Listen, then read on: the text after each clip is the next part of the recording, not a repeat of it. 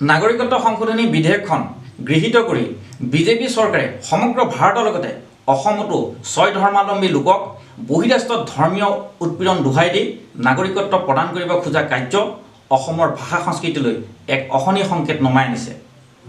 এই কাৰ্যক আমি বিশ্বনাথ জিলা কংগ্ৰেছে তীব্ৰ গৰিহণা দিছোঁ আৰু আইনখন অতি সোনকালে বাতিল কৰাৰ দাবী জনাইছোঁ। চৰকাৰৰ এই জনবিৰোধী কাৰ্যক অসমৰ জনসাধাৰণে তীব্ৰ প্ৰতিবাদ কৰিছে আৰু তীব্ৰ গণ আন্দোলন গঢ়ি তুলিছে। চৰকাৰে এই গণ আন্দোলনক মষিমূৰ কৰাৰ কাৰণে ইতিমধ্যে কেইবাখনো জিলাত শান্তি সমদল উলিয়াইছে। ৰাইজৰ এই আন্দোলনক স্তিমিত কৰাৰ লগতে এই আইনখনে অসমৰ সৰ্বসাধাৰণে মানি লৈছে বুলি প্ৰতীয়মান কৰিবলৈ চৰকাৰে বৰ্তমান ব্যৰ্থ চেষ্টা কৰিছে। অহা ৭ জানুৱাৰীটো বিশ্বনাথ জিলাত এক শান্তি সমদল বিজেপি চৰকাৰে উলিওৱাৰ চেষ্টা কৰিছে আৰু ইতিমধ্যে তেওঁলোকে ঘোষণা কৰিছে।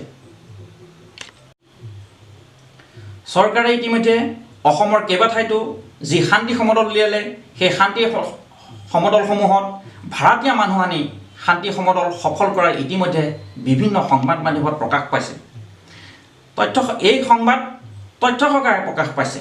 চৰকাৰৰ এই নিকৃষ্ট কাৰ্য আমি আমাৰ বিশ্বনাথ জিলাতো কৰাব বুলি আমি বিশ্বাস কৰিছোঁ। সেয়েহে আমি বিশ্বনাথ জিলা কংগ্ৰেছে সমূহ ৰাইজক অহা ৭ জানুৱাৰীত হ'বলগীয়া বিজেপিৰ এই শান্তি সমদল কোনো কাৰণতে অংশগ্ৰহণ নকৰি বৰ্জন কৰাৰ আহ্বান কৰিছোঁ। ইফালে এই গণ আন্দোলনত অসমৰ ৫জনকৈ যুৱক শ্বহীদ হ'ল আৰু সেই শ্বহীদ হোৱা পৰিয়ালত বিজেপি চৰকাৰে আজিলৈকে কোনো ধৰণৰ খবৰ লোৱা নাই আৰু সেই পৰিয়ালকেইটাক তেনে কোনো আৰ্থিক সাহায্যও প্ৰদান কৰা নাই। চৰকাৰৰ এই কাম কৰিবলৈ সময় নাই আৰু চৰকাৰৰ মনোভাৱো নাই।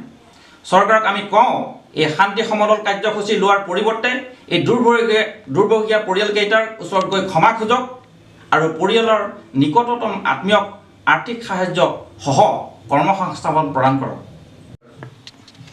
বৰ্তমান বিশ্বনাথ জিলা বিভিন্ন সমস্যাৰে জৰ্জৰিত। যোৱা ২০১৭ চনত মুখ্যমন্ত্ৰী সৰ্বানন্দ সোণোৱাল ডাঙৰীয়া নিজে আহি গহপুৰৰ ভোলাগুৰি চাহ বাগিচাত চিত্ৰবন ষ্টুডিঅ' নিৰ্মাণ আৰু সংৰক্ষণ কৰাৰ প্ৰতিশ্ৰুতি দিছিল, কিন্তু সেই প্ৰতিশ্ৰুতি হৈ থাকিল। আজিলৈকে সেই প্ৰতিশ্ৰুতি কাৰ্যকৰী নহ'ল। আৰু বিহালীত বৰ্তমান ২০১৪ চনতে সম্পূৰ্ণ হোৱা এখন ITI কলেজ আছে।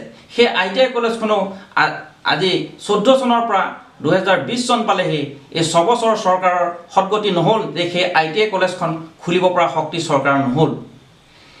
গহপুৰত বানপানীৰ সমস্যা গহপুৰ জৰ্জৰিত আৰু বিহালীত গৰাখহনীয়া সমস্যাই বিহালীত জৰ্জৰিত। চৰকাৰে এই সমস্যাসমূহ সমাধান কৰাৰ চেষ্টা কৰক।